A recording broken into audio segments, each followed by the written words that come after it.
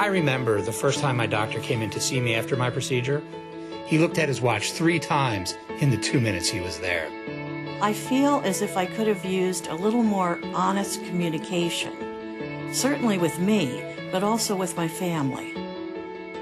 I don't know that doctors always appreciate how intimidated and frightened we are.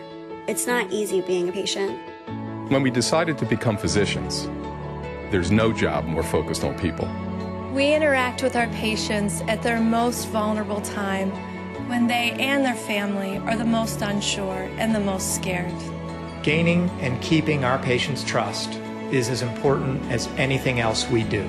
It's what keeps us striving for excellence.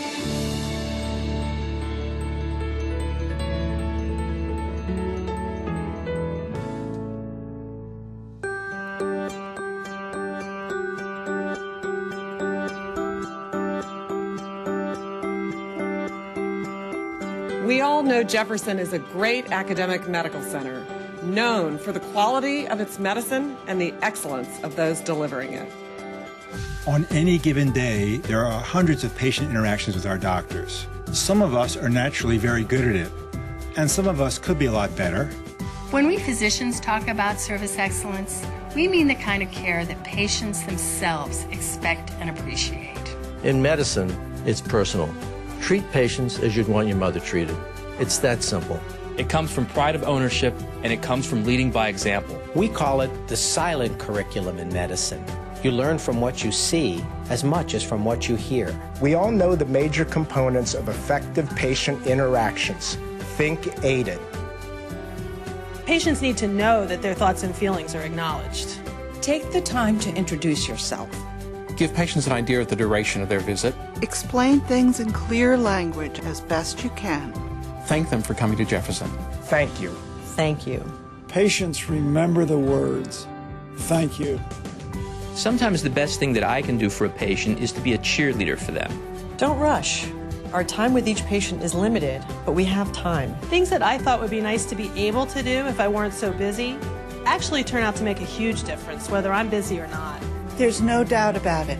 The more trust patients have in their physicians, the more they can contribute to their own recovery. They follow instructions better, they're more comfortable in asking questions, and emotionally stronger. As a top-tier academic medical center, we have to provide excellent service.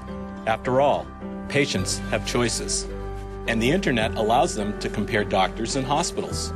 To gain their trust and the privilege to care for them, we ask our patients their opinions, and what they expect should matter to all of us. Every inpatient receives a detailed survey in the mail asking about his or her patient experience here at Jefferson. My doctors and nurses was wonderful. The nurse knew I was in a fragile condition. I know I did better because of how they took care of me. You can actually feel it when someone comes into the room. In any other context, among friends, among family, these standards, they're just good manners. It's the same with interactions with staff. You would be amazed at the number of times staff tell us their advice is undervalued by someone they work with every day. It's everyone's responsibility to ensure that our patients have a very good experience. The nearly 800 physicians who practice here. The 1,000 or so residents and fellows. The 2,000 nurses and our entire staff. After all, we're the ones responsible for providing a healing environment. If every one of us Focuses on excellent patient interactions every time. Every time. Every time. We will continue to keep Jefferson at the forefront of patient care. And that is our goal. Give your undivided attention and support. And strive to understand. At Jefferson. At Jefferson. At Jefferson. It's the essence of physician service excellence.